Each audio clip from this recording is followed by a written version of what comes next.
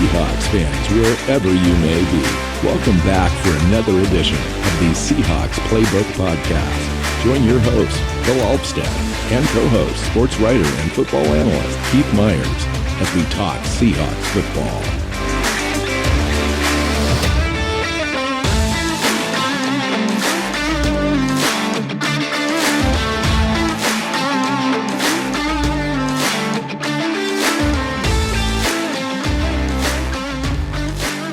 Hey, Seahawks fans. Welcome back to the Seahawks Playbook podcast. I'm your host, Bill Alvstad, and sitting down with co-host Keith Myers. We're here to talk about the Combine, what we saw, what we liked, what disappointed us. But first, some big news that I think everyone is aware of. It happened late afternoon yesterday. Geno Smith was signed to a new contract prior to free agency. I guess you would call it, I don't know if it's an extension or a new contract. I guess they can negotiate with their own player on that. And there's a couple of details that still need to be ironed out as far as the cap hits in 2023, 2024, et cetera. But the parameters of the deal are known, and let's talk about it. Welcome in. Yeah, you're not nearly excited enough in that intro. I'm just going to say, getting your quarterback signed, it's the most important thing that this team needed to do in this free agency, other than having a stellar draft. Yeah, it's done. And they can now move forward knowing that the biggest thing that they needed to accomplish going before free agency and everything is done. It's in the books. And so, yeah, this is big news. This is great. It is big news. It's a budget contract for the Seahawks. 3 years, $75 million, $25 million AYP. It's $28 million in the first year, 22 in the second year, and 25 in the third. So really right in there. What we don't know is the structure of that 28 in the first year. How much of it is salary? How much of it is bonus? Because the bonus gets pushed out into the next 2 years, which can keep the number down. He will not be eating up 28 million of Seattle's cap this year. It has a minimum of about 11 million in cap space, and a maximum, of course, of 28. But it won't be that. It'll be significantly less. So it just comes down to what do those numbers look like, and then what does the cap numbers look like in the other 2 years, because they kept year one down. So ultimately, though, it's a 2-year, $50 million deal, because that third year it's essentially a void year. Yeah. There's no guaranteed money. There's nothing basically. And they'd cut him. They could push some guaranteed money out, and they would have dead money at the end. Yeah, but there isn't. From what the stuff that I've read is that all the guaranteed money's in the first 2 years. It's $40 million guaranteed.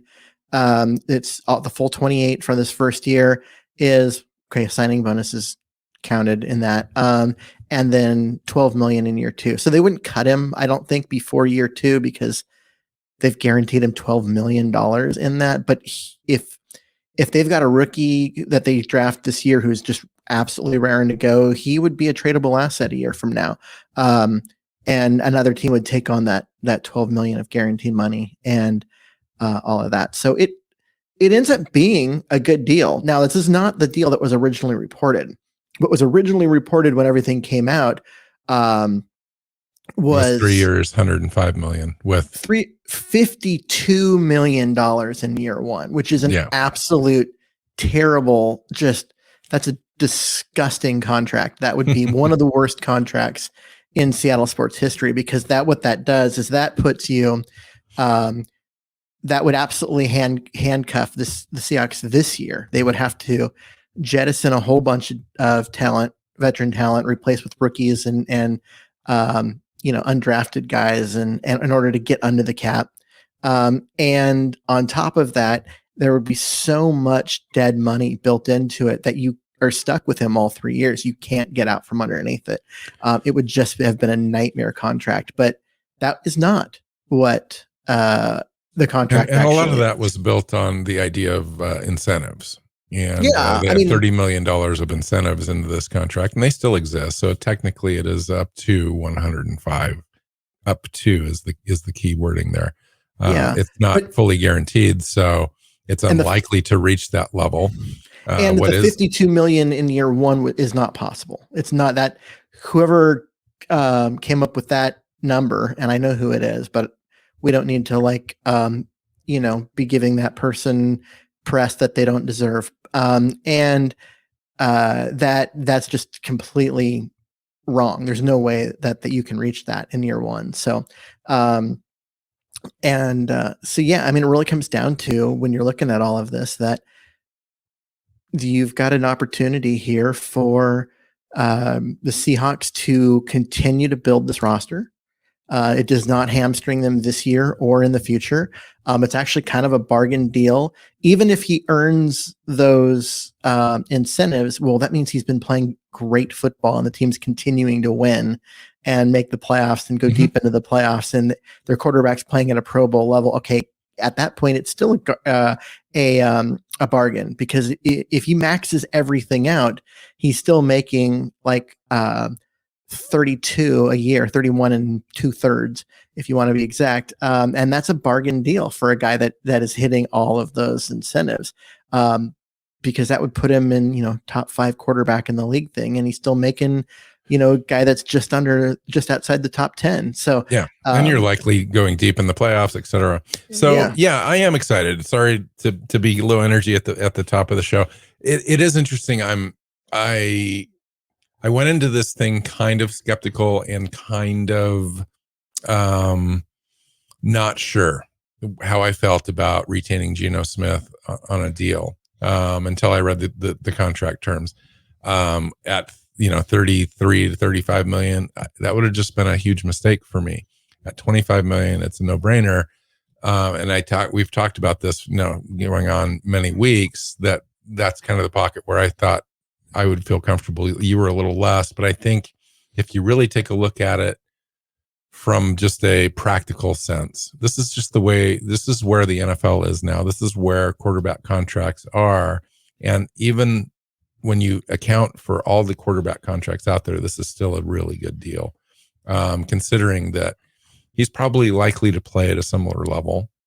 A lot of this is incentive based, and you can get out of this contract after a year, or max 2 years. And I think that's a really good position to be in if you're the team. And for Geno, he's able to bank some serious cash. I mean, his lifetime earnings up until this moment were $17.5 million.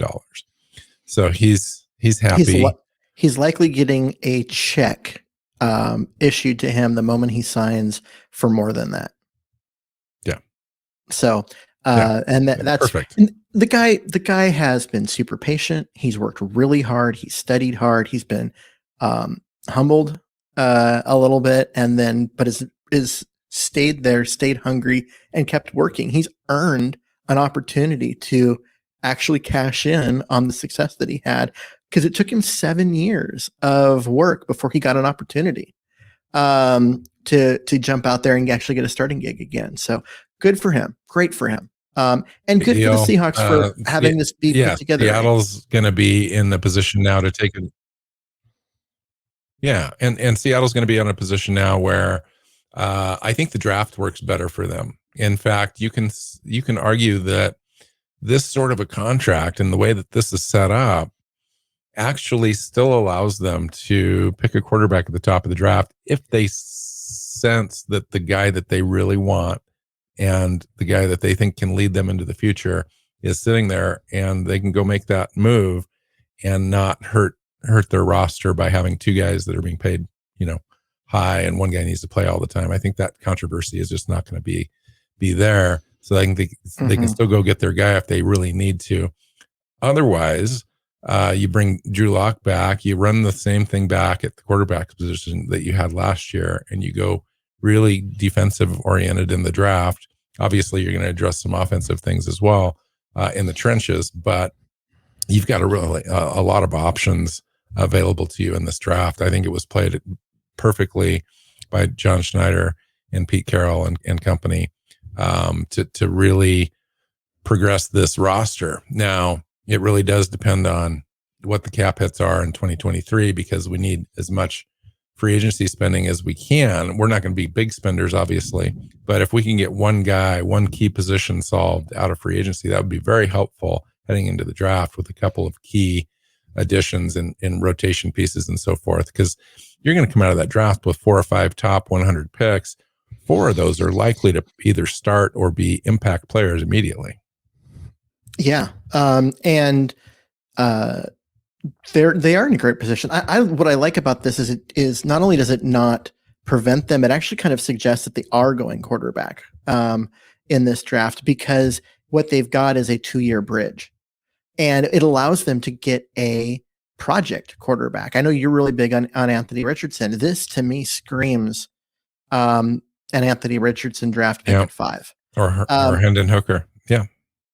Yeah. Hendon Hooker would be another one, because he's a guy that isn't going to play in year 1. And so he's going to be, essentially redshirted the first year. And so then the second year, the year after, that would be his rookie year, essentially. And that would be the year that he would sit and watch Geno play. And then and what would be year 3 of his career, but really year 2 of him being a pro would be, the year that you'd expect him to come in and start. So that works really well there. I think, Anthony Richardson's, it's similar, right? He's a guy that super raw, but massively toolsy, and you don't want him out there in year 1. He's not ready. You could break him, and you could really break your team if you're running him out there. And so he would be a guy that you could take. It was interesting because I was listening to the radio, and they were saying that a bunch of guys from up in Seattle that they know that are either they cover the team or are in the building were saying that the Seahawks are really high on Will Levis. And I heard that and I go, all right, so the pick's going to be Anthony Richardson. Because there's no way that it would be so well known that a team is really high on someone unless they were trying to convince other people that they're not in on someone else. You don't need to worry about Anthony Richardson if you're Atlanta, right, at 8. If that's who you want, he'll still be available. So you don't need to trade in front of him, in front of Seattle. And because that's why you'd be saying Will Levis so strongly. And so yeah, I think it was pretty well known after the combine that the Seahawks and Anthony Richardson did well together in the interview process. I heard he knocked it out of the park with them, and the rapport with Pete Carroll, according to Anthony Richardson himself, was pretty amazing. So why don't we jump to that, Keith? Why don't we start talking about the combine a little bit? That was this last weekend, Thursday, Friday, Saturday, Sunday. I got a chance to watch quite a bit of it, probably 75-80% of all the things, and I came away really impressed with the top guys in the draft, as well as just an amazing amount of depth at a couple of key positions that Seattle is probably looking at in this draft. I think we're going to come away with some really good players here. And it starts at the top. I mean, Will Anderson, Bryce Young didn't participate, but interviewed. Jalen Carter left early. We've already talked about that. I don't want to go into that at this point. CJ Stroud had an amazing combine in the drill portion of the combine and the throwing, shown his precision, all that kind of stuff. So I think he really helped himself. Anthony Richardson, I mean, you want to talk about a prospect. 4.43. He's one of the most athletically gifted prospects at the quarterback position, I think, that the league has ever seen. The guy is basically like Derrick Henry in a quarterback body, and can sling the ball. So he can truck people like Derrick Henry, has the speed like Derrick Henry, and can throw the ball 75 yards down the field. He's raw. He's definitely raw, but I saw when he was doing the drills and so forth, he was hanging right in there with CJ Stroud as far as making the throws, the touch balls, lofty balls down the field. It was fun to watch. And of course, the vertical at 40.5, the 4.43 40 just looks like a monster out there, and a huge guy compared to all the other guys. So it was kind of crazy. What else did you? I would say within the quarterbacks, like there's it's just kind of interesting. It's hard to do quarterbacks at the combine because you're throwing against air. You're not even wearing pads, right?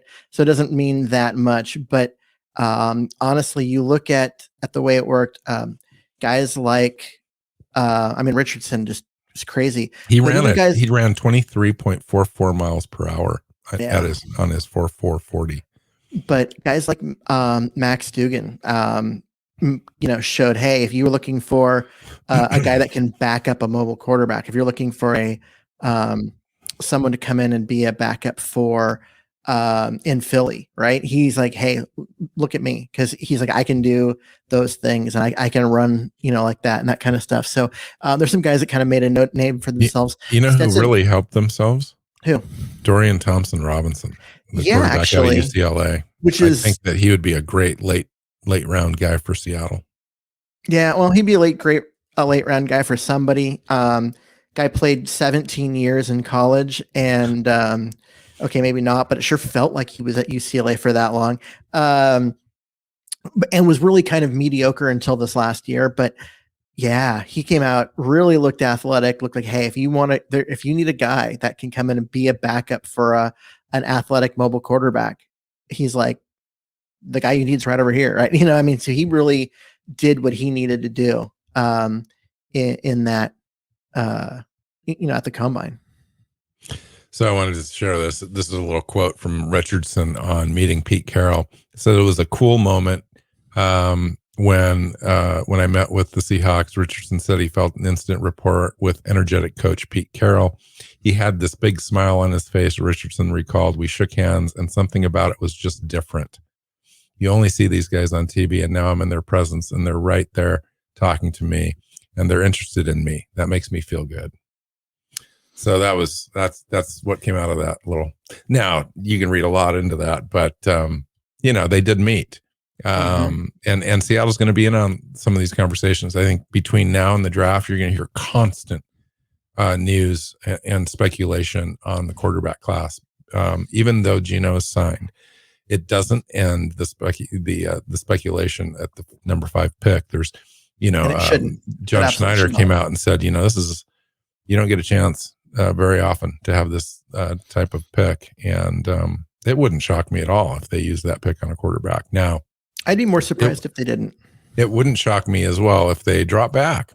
If they do not intend to draft a quarterback, they would allow another team to come up and have a selection and drop back to 8, 9, 10, gain another second round pick, maybe a third or whatever, or a future. You talked about that a few weeks ago when we did our mock. You can only have so many picks in this draft because it's going to start piling up as far as the salary cap is concerned. And guys just making the team. What else did you see in the combine that you really liked from any position? Well, let's just stick to the offense for at least for now. I watched, I didn't watch much, but I went over the results from the offensive line because that's one of those things that I'm really looking at. And there were a couple of surprises that were good.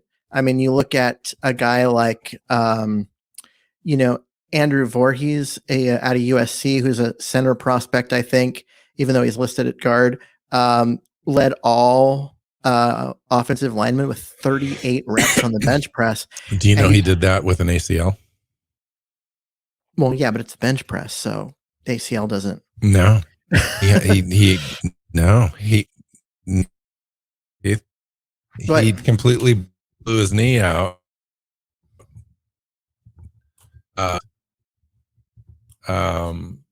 And the next day was the bench press, and he went and did the bench press with the torn ACL and did 38 reps with one leg on the ground.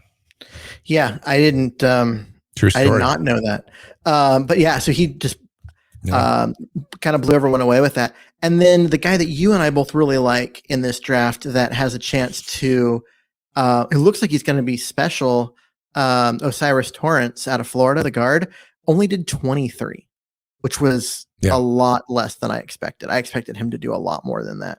And so that was surprising. Yeah, it's I really liked the linemen in this draft class. Darnell Wright had I thought the best combine out of any lineman. I think he looked the best at the combine and the workouts and the agility drills and so forth. Peter Skoronski looked like the best guard prospect. I'm calling him a guard prospect. You can call him a tackle, but he only measured at 32-inch arms. But he had a 34.5-inch vertical, 9.7 broad at 313 pounds, had a 1.75 10-yard split, which is excellent for that size. Who else looked good? Nick Broker, I thought his footwork and control looked good when he was doing drills. Could be a center prospect in the NFL. Who else? Cody Mock. Yeah. He had a 4.55 short shuttle. He had a 7.333 cone. That's elite. That's better than a lot of tight ends. Yeah. And this is for a guard, right? This is a guy that's 320 pounds.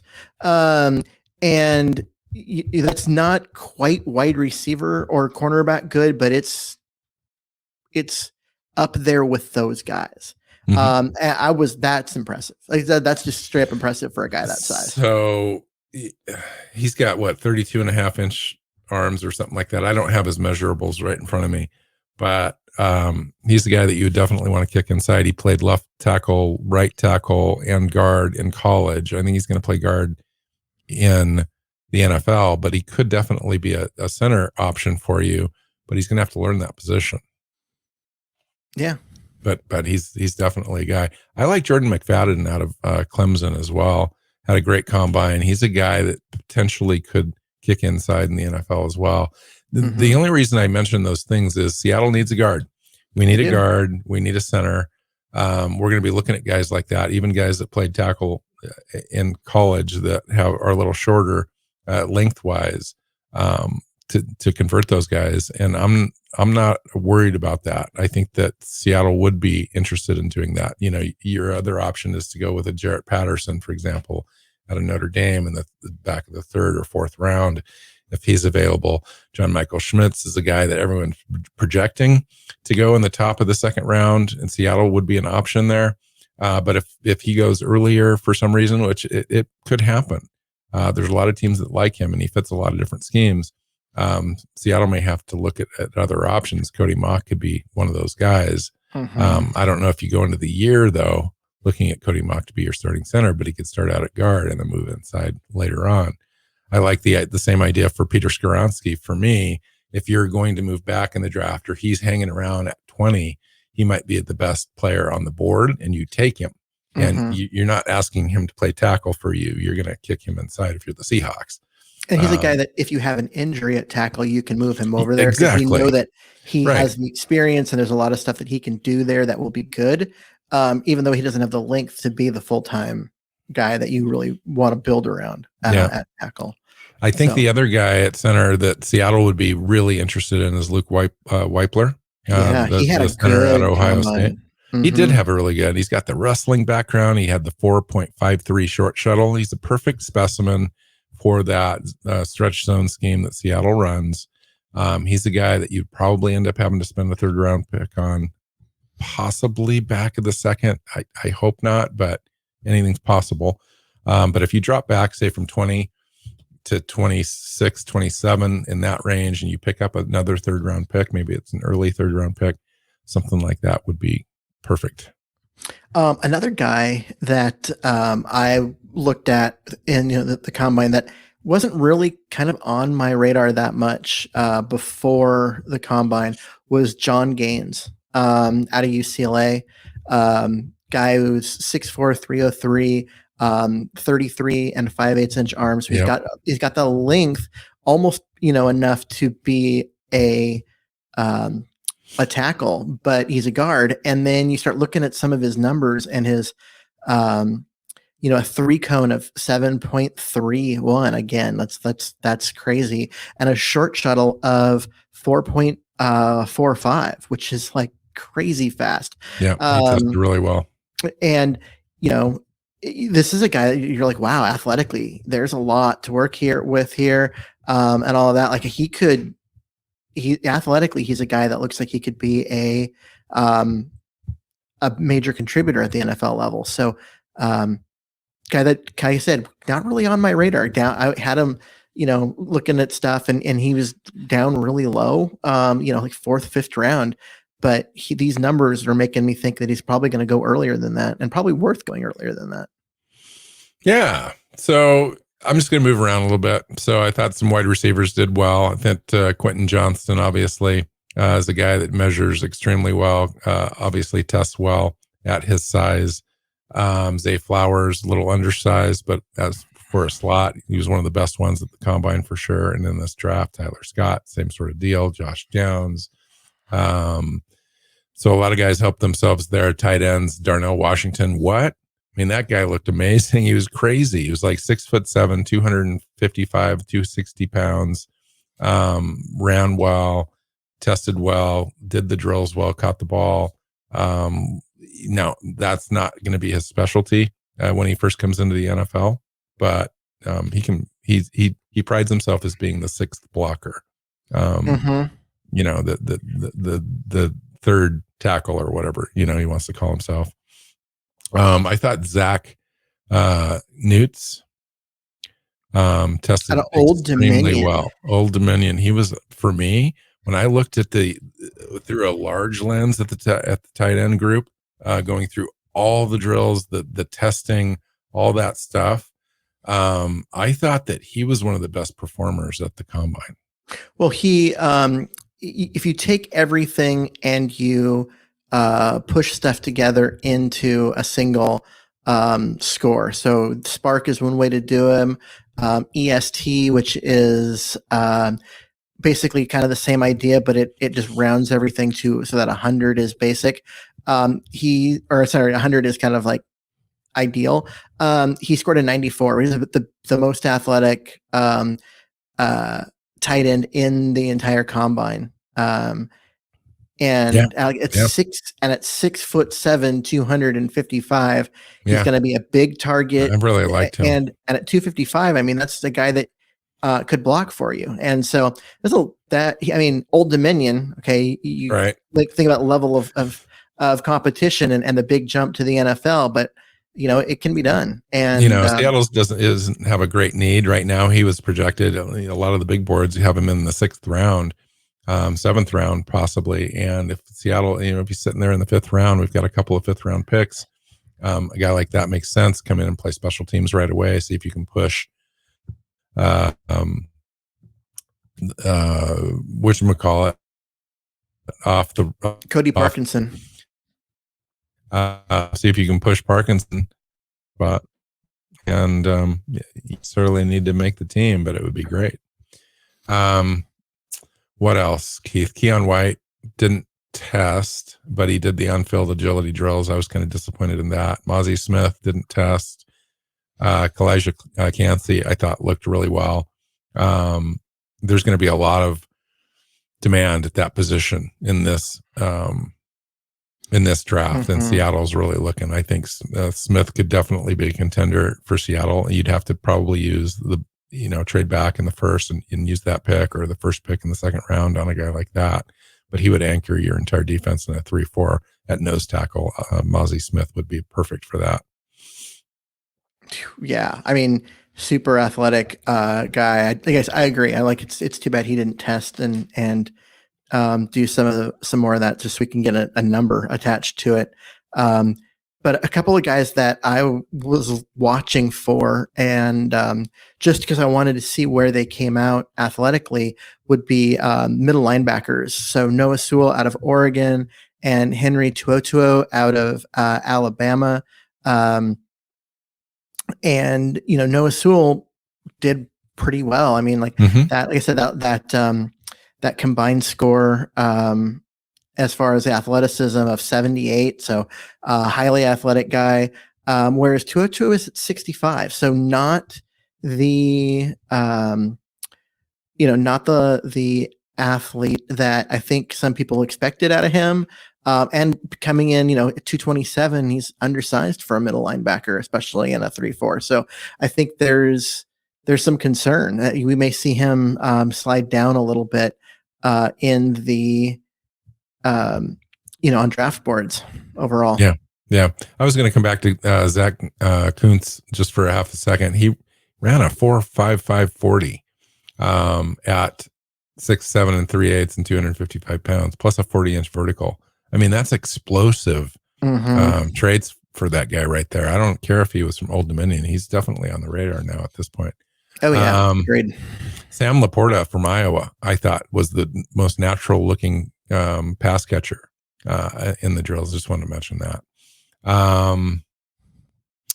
Wide receivers. It looks like if Seattle wants a wide receiver in this draft, they're going to be able to find one. There were like 12 or 13 guys run a sub 4.40. That's kind of what they're looking for. Seattle needs a third wide receiver, I think. Wouldn't shock me. I wouldn't be shocked if we use like our second pick in the first round on a wide receiver, if somebody's hanging around that they really like. Of course, it wouldn't shock me if we waited until the fourth or fifth round either, but it just depends on the way the board falls and stuff. I mean, the wide receiver, there's a lot of slot receivers this year. And a lot of slots. Are you gonna spend a first round pick on a slot receiver? Yeah, I don't think so. But if like Quentin Johnston was sitting there at 20, it'd be hard pressed not to take him. The best receiver in the class. I don't know if he's dropping that far. Yeah.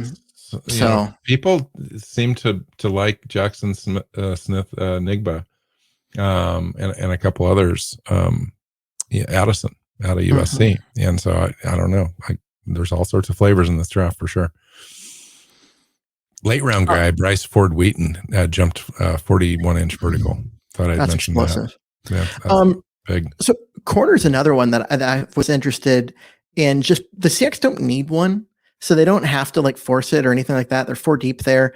Go before free agency or anything starts. And so I was kind of just looking. I'm like, okay, who are some guys that are just interesting to me? And so you look at a guy like Jacorian Bennett out of Maryland. Did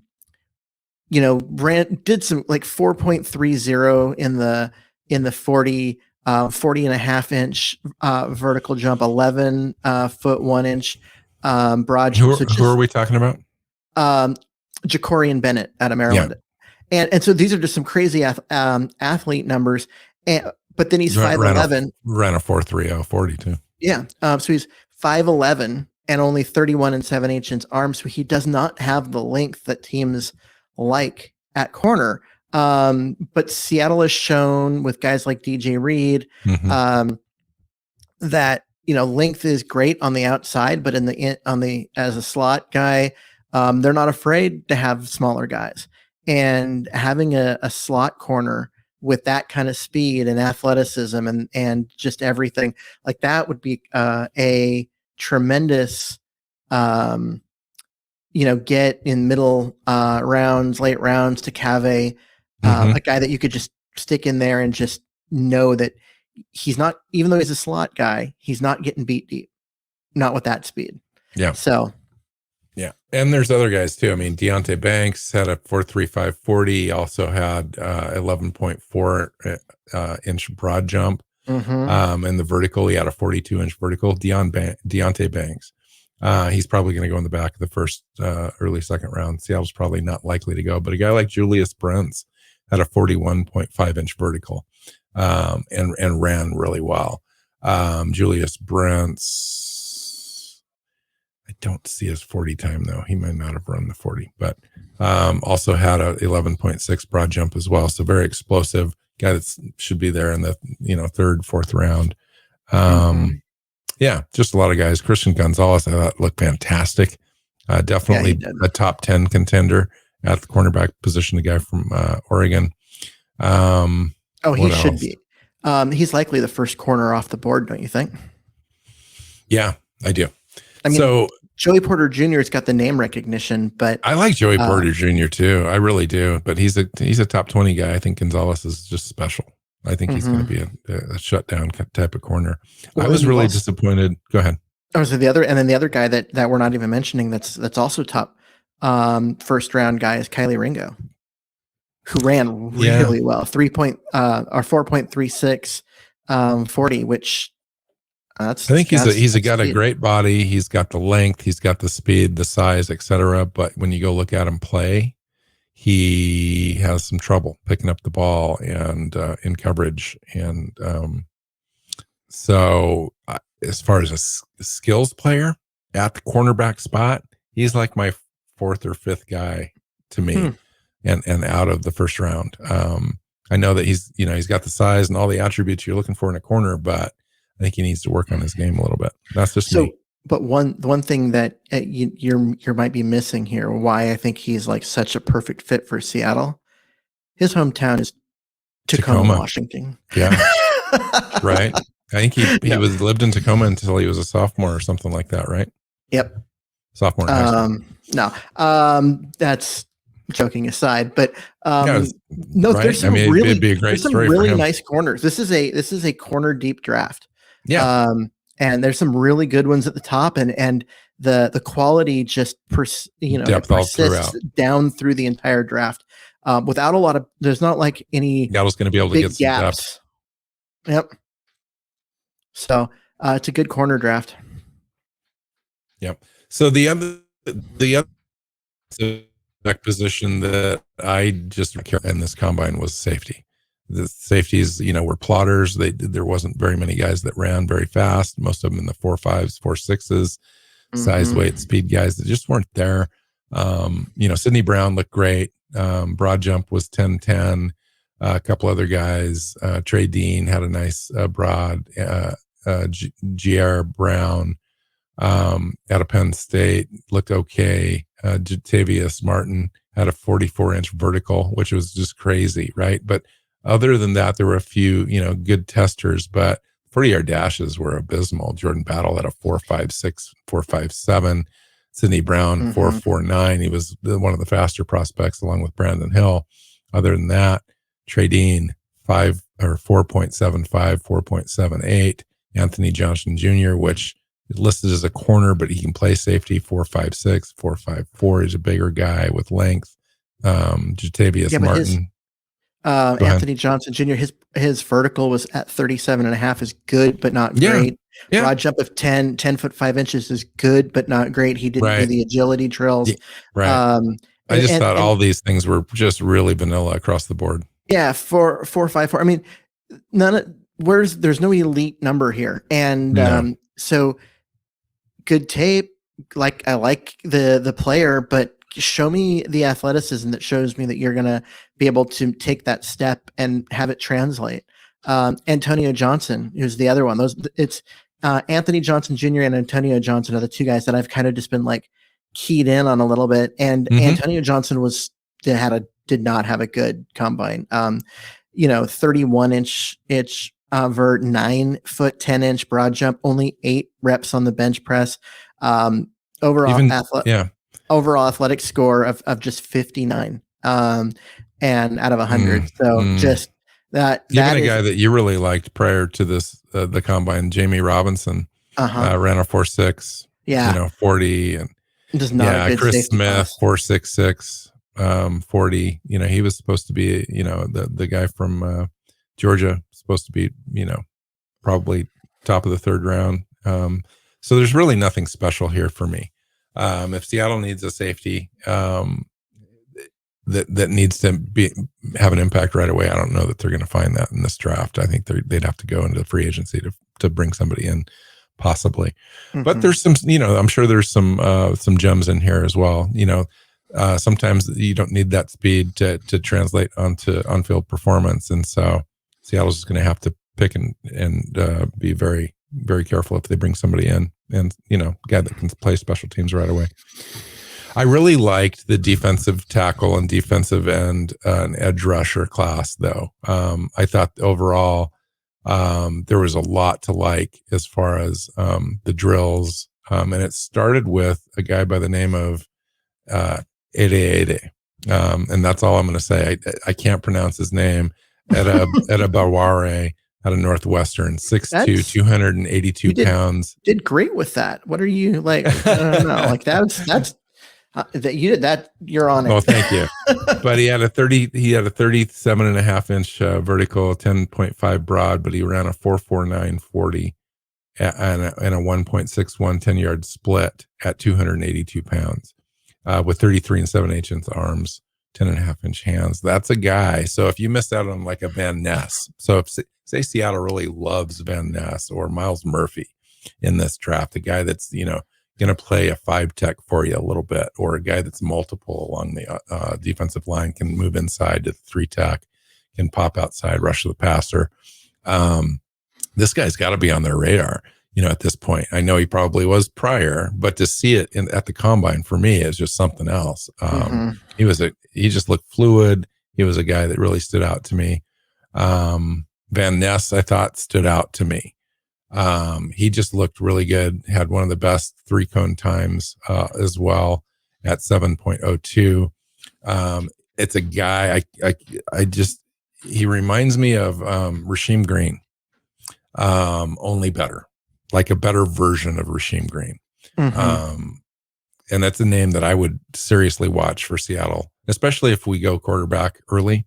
Vanessa sitting there at 20, he could be a guy. Also, Byron Young out of Tennessee. He looked great at the combine. So Brian Breesy, who, one of those guys on the Bruce Feldman freak list. Yeah. And I like his tape. I like him. I was expecting him to test a little better than he did. I mean, 4.86 in the 40 for a defensive tackle is good. Same with the 1.17 10-yard split. Didn't do the agility things. But the vertical of 29 inches, I was expecting better. Like I said, he didn't do the agility drills, didn't do the broad jump. 4.32 shuttle, which was good. He did? Yeah. Okay, because I've got him as not having done the shuttle. Yeah, and then the bench press of 22 reps. And that's something I would have expected a little bit better. These aren't bad numbers in any way. I would especially think that the running ones. He's the guy on the come because he went through a lot of adversity he was at Clemson. A lot of stuff going on. His sister died this last year. I'm not trying to make excuses for him. He's responsible for himself, but I think a lot of his attention was diverted away from football this year. And I think he's a player I think that Seattle is going to be extremely attracted to, just because of that character and the adversity that he's gone through and overcome. And then you look at Pete Carroll is going to love a guy like that. Yeah, you look at the on-field production in terms of, there are times when he looks unblockable. Great, like 3-tech penetrator. Just fantastic player. And then, you look at he missed time. He missed a game because his sister passed away. She was 15. Can you believe that? That's a very sad story. God, that's just depressing. Brain tumor. Yeah. And then he also missed a game because of a kidney infection. He went through everything, right? Yeah, and so you're fighting through those kind of things, but still managing to look unblockable at times on the field, and you're like, okay, this is clearly someone who's they've dealt with adversity, they've dealt with everything that you could possibly deal with, and have continued to do well. So I'd be all over a guy like that. I would too. And if you're going to find somebody in the later round, Jalen Redmond looked great at the combine. Same group in the defensive tackle spot, tested really well, had the same tackle split at 171 that Brian Breesy had. Just so you know, Kalijah Cansey had a 164 split, which is tremendous. Let me see. Oh, another guy. Oh, so Nolan Smith. I want to talk about Nolan Smith a little bit. Undersized linebacker / edge guy. He's at 230 pounds. But he's so fast and so quick. He ran a 1-point split. I'm trying to find his 40. Well, he's an edge guy anyway. But I thought he did really well. Yaya Diaby is another guy, is another name. It's like he came into this thing with a big board ranking in the 7th round, or an undrafted guy. Tested so well, he's going to get drafted now. Somebody's going to bring him in and pick him up. Will Anderson, I thought, was a pedestrian tester. The 1.61 split. He had, let me see if I can go down here. He didn't do a shuttle. Anyway, and when you look at him in the drills, I thought I just saw a player that was going through the motions. I didn't see a player that was really fighting to do everything that he could to stand out and be the best. That concerned me just a little bit. So if Seattle's in play at 5 and Will Anderson sitting there, you got to go to the tape. You've got to go to the interviews, all that kind of stuff. Well, there's Some a guys reason just don't why. test well. Well, and sometimes, he's out there being told by his agent, they're like, look, do stuff, but don't hurt yourself. You know what I mean? Like, you don't have to push it. Your people are thinking of you as maybe the first overall pick to Chicago. So don't, like, you're there to be interviewed and all that kind of stuff, but just don't hurt yourself. And so he might have been out there just like not pushing himself. And that's why his testing was where it was. And he'll come out at his pro day and show that he's a better athlete than that. Interesting. Yeah, I think Seattle's going to come away with a couple of defensive tackles in this draft. I really do. A, we just don't have enough on our roster, and B, we're looking for better scheme fits.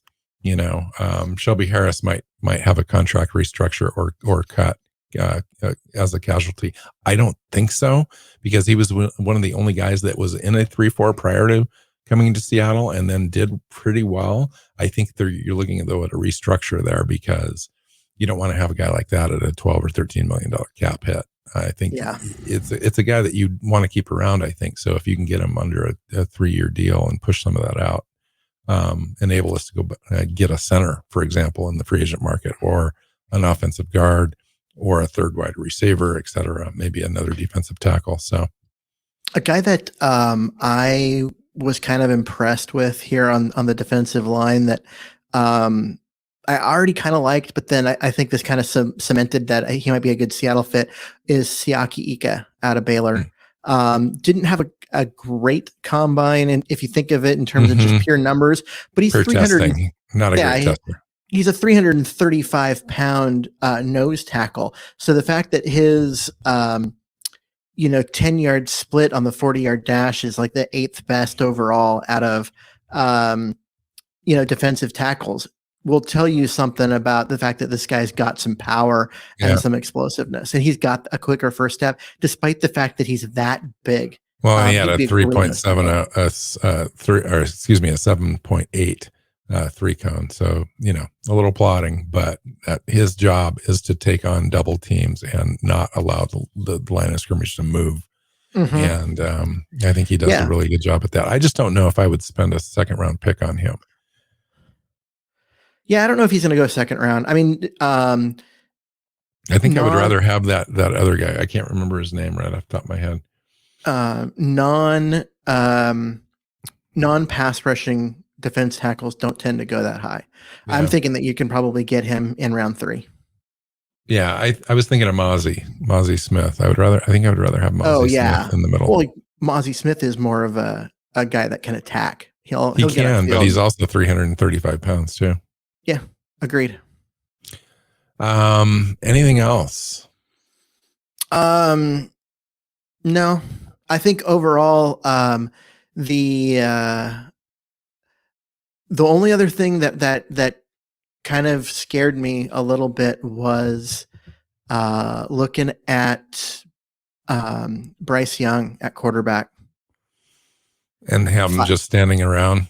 Well, he's 5'10", which puts 5'10" him in 8th. So he's shorter than Wilson. Doesn't have Wilson's just crazy escapability. But he's going to have a lot of the same problems of seeing and doing stuff over the middle of the field. He did come in at 204. Yeah, but still, just look at him while he's standing around. He's there, and you're just seeing him compared to the other guys that are out there. He just looks tiny. Yeah, he doesn't look big, like not just the height, but just like thickness and everything. He just looks tiny. He's just not a guy that's big. And how big is his pro day going to be, Keith? I don't know. I mean, I think at this point, the teams that Teams have matter already for him made it. is going to be like the Texans. They've probably made up their mind. They either are drafting him number 2 overall, or they're not. You know what I mean? Like, I think the teams that matter, that actually care, are the ones at the very, very top, and they've Is he made the up their mind. quarterback that hangs around and is drafted fourth quarterback taken? I know. I think he's going to Houston at 2. CJ Stroud sure had a good combine.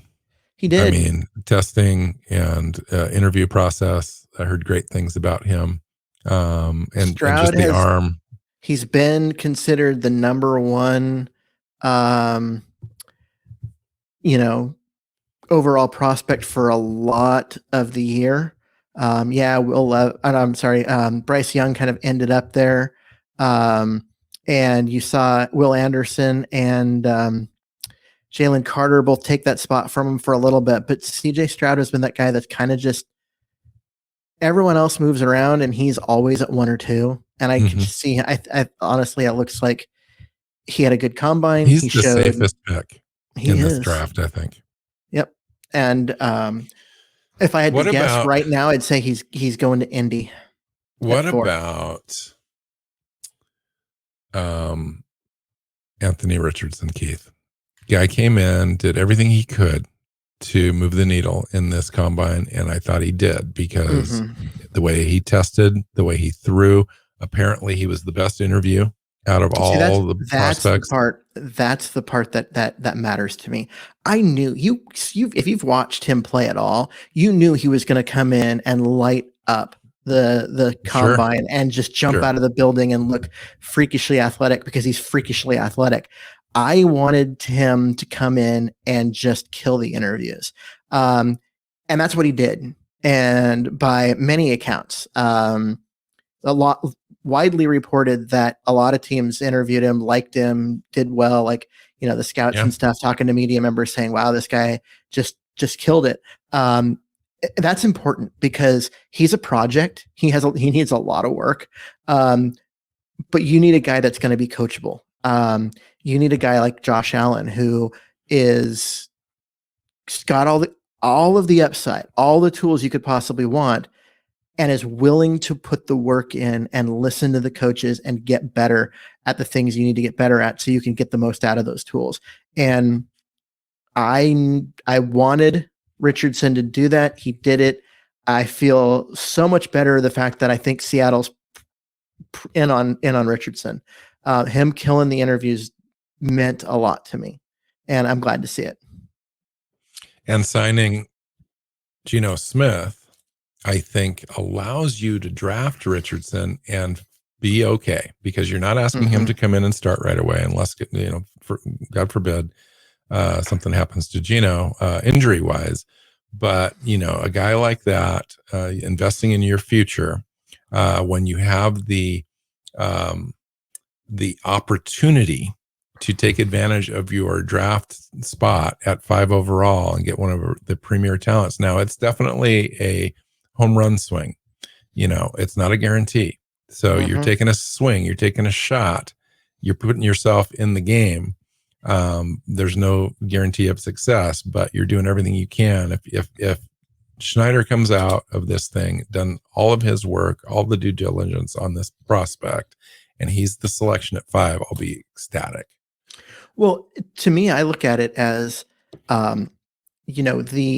his floor is pretty low. I mean, his floor is Christian Hackenberg, or some of these other super athletic guys. His floor is he can be a running back for you. But that's the thing, is his ceiling is a young Cam Newton. That can just Dante Culpepper. Beat you in every way. Oh yeah, a young pre-ACL Dante Culpepper who could just beat you in so many different ways. And you're right, if he completely just comes in and his mechanics are unfixable, okay, he's a running back, he's a tight end, he's such a good athlete, you can get him on the field and do other things with him. You also had 2 first-round picks in the year that he was chosen, and that gives you leeway. It's flexibility, because if it doesn't work out, it's not like it came on a trade. you know, and it came as a result of Denver, you know, completely sucking last year. That's why we're picking 5.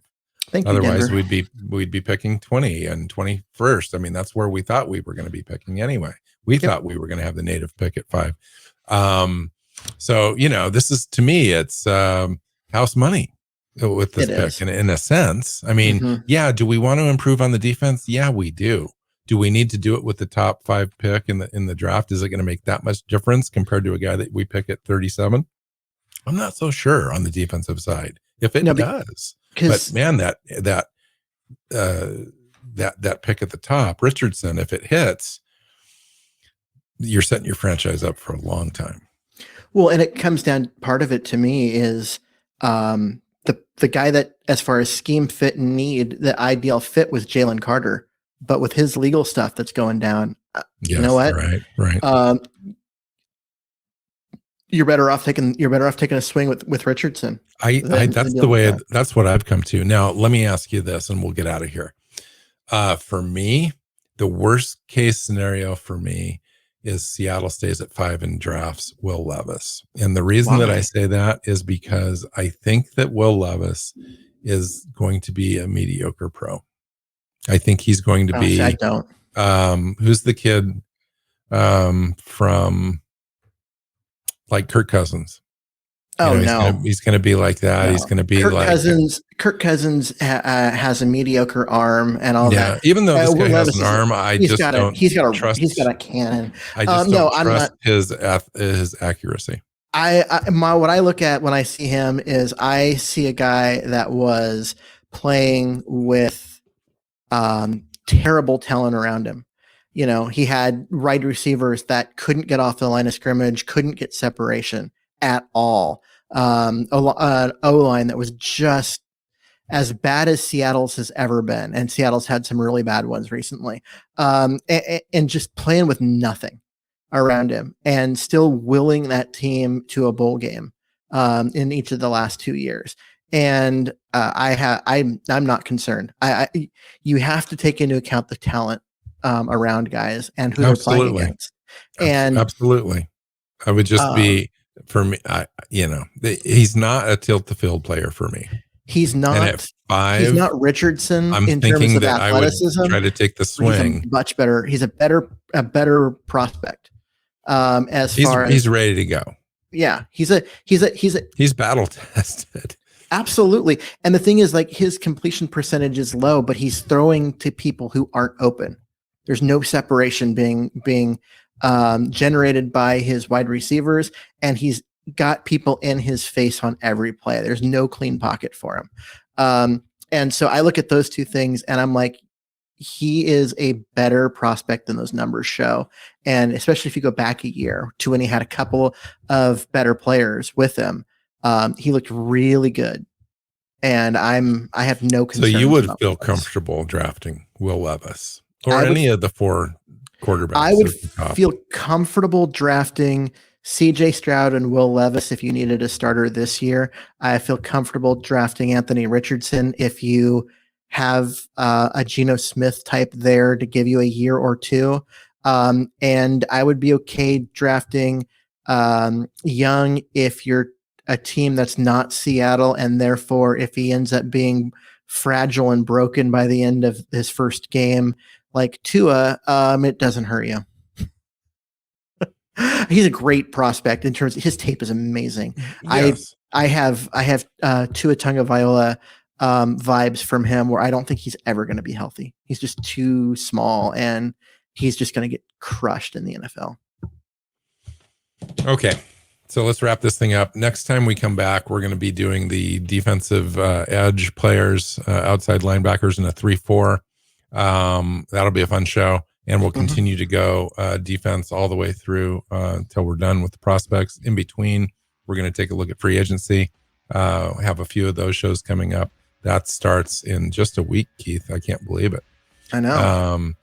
Yeah, so fun times. We'll be back again this week another couple times. So please join us. You can find Keith on Twitter at Myers NFL. You can find me at NW Seahawk. You know where the show's at. Hit the subscribe button when you find it on your favorite podcast platform, and make sure you check out our YouTube channel.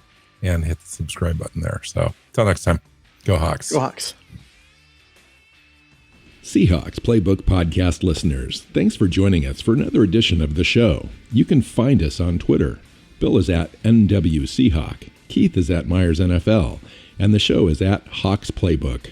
You can listen and subscribe to the show at SeahawksPlaybook.com.